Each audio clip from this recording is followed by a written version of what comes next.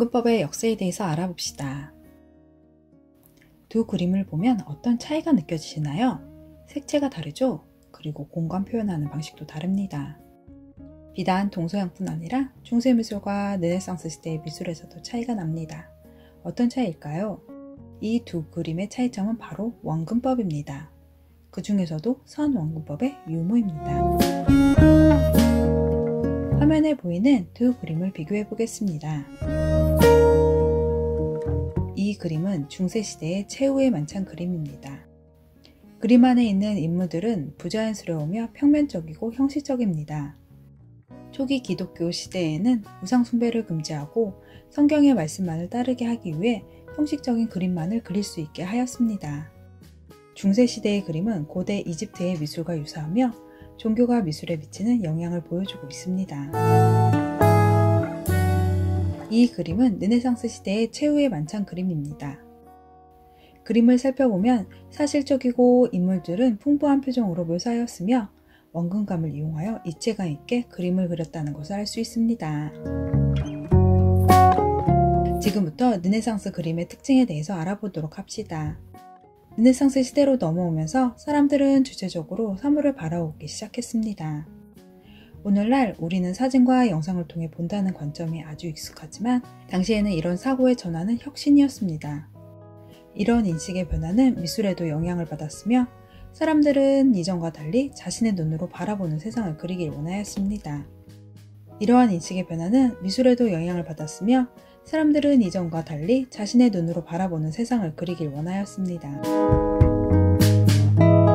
이러한 생각을 최초로 체계화시킨 사람이 알베르티입니다. 그는 수학자였으며 자신의 이론을 표현하기 위해 화가도 되었습니다. 그리고 1435년에 회화론을 출판하였습니다. 회화론에서는 이런 식으로 수학을 통해 원근법을 체계화시켰으며 다른 화가들이 알 수 있도록 책을 출판하였습니다. 알베르트의 이론을 뒤이어 독일의 화가인 알브레히트 듀러가 구체화시킵니다. 위 그림은 대상과 자신 사이에 격자 스크린을 놓고 그것을 종이에 어떻게 그리는지 연구하는 모습입니다. 아래 그림은 대상에 직접 실을 연결해 자신이 보는 관점에 따라 어떻게 변하는지 연구하는 모습입니다. 이러한 노력으로 수학에서는 사용 기하학이, 미술에서는 선원근법이 발전하게 됩니다. 지금부터 원근법에 대해서 자세히 알아보도록 하겠습니다. 원근법은 무엇인가요? 사람의 눈으로 보는 사물을 종이에 그릴 때 멀리 있는 것은 작게, 가까이 있는 것은 크게 그려서 원근감을 표현하는 것을 말합니다. 원근법은 미술이나 건축 계통에서 많이 쓰이고 있습니다. 원근법을 잘 숙지해 놓으면 그림을 입체적으로 그릴 수도 있으며 수학의 기하학을 이해하는 데 많은 도움이 됩니다. 지금 보시는 그림은 원근법을 이용하여 그린 대표적인 미술 작품입니다. 이 그림의 작가는 네덜란드 17세기 예술적 황금기를 이끈 작가 마인데르트 호베마가 그린 전원적인 풍경입니다. 이 그림의 특징은 다른 그림들보다 소실점을 보다 확실하게 표현해주고 있습니다. 소실점은 작가의 눈높이, 지평선과 같은 높이에 있으며 왼쪽과 오른쪽 나무들을 연결한 노란 선이 모이는 자리에 있습니다. 아이레벨은 무엇인가요? 아이레벨은 지평선과 수평선으로 그림을 그릴 때 대상을 바라보는 눈높이를 말합니다. 건물이나 집 등 시야가 탁 트인 곳에서 자신의 눈높이로 앞을 보면 지평선이 보이고 해변에서는 바다를 바라보면 수평선이 보입니다. 이때 보이는 지평선이나 수평선을 아이레벨이라고 합니다. 사진을 보고 아이레벨을 찾아봅시다. 우리가 사진을 찍을 때 아이레벨 위치를 다르게 하면 사진이 다르게 보입니다.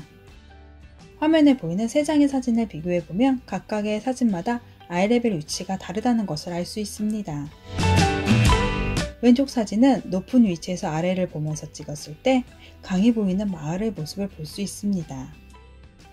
가운데 사진은 높이와 같은 위치에서 찍었을 때 거리의 풍경을 볼 수 있습니다. 오른쪽 사진은 낮은 곳에서 위를 바라보며 찍었을 때 커다란 성의 모습을 한눈에 볼 수 있습니다. 소실점은 무엇인가요? 소실점은 원근법을 이용하여 사물을 그리면 대상물의 선들은 멀리 가면 갈수록 간격이 좁아지면서 지평선에 있는 아이 레벨에서 한 점으로 모여집니다. 이 점을 소시점이라고 합니다. 지금부터 사진 속 소실점 수를 찾아보기로 해요. 지금 보시는 이 사진은 소실점이 한 개인 1점 투시입니다. 녹색 선은 아이 레벨, 즉 눈높이를 표시한 것이며 노란색 선은 투시선입니다. 투시선들이 소실점을 기준으로 모여 있습니다. 1점 투시는 긴 외길이나 늘어선 건물들, 지하철 등 깊이를 강조하고 싶을 때 사용합니다. 이 사진은 소실점이 2개인 2점 투시입니다. R레벨 위에 소실점 1, 2를 기준으로 좌우 안쪽으로 향한 투시선들이 있습니다.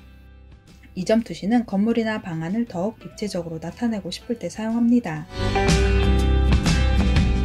이 사진은 소실점이 3개인 3점 투시입니다. 소실점 위치는 R레벨 위에 2개와 상하 높이에 소실점 1개가 있습니다. 보고 계신 사진은 R레벨 기준으로 안으로 향한 선이 좌우 두 방향과 높이에 노란 선이 있습니다. 3점 투시는 올려보기, 내려보기 구도를 표현할 때 사용합니다. 지금부터 사진 속의 소실점 위치를 찾아봅시다. 지금 보시는 대상물은 정면에서 찍은 사진입니다. 정면의 경우에는 소실점이 중앙에 있습니다. 대상물을 찍는 위치를 오른쪽으로 옮겼을 때입니다.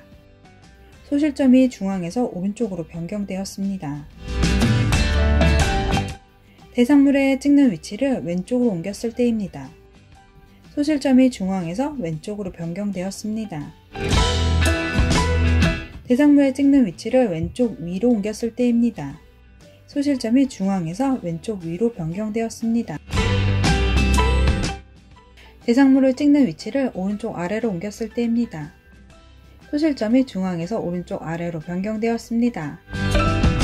이번 시간에는 원근법에 대해서 알아보았는데요. 다음 시간에는 1점 투시에 대해서 알아보겠습니다.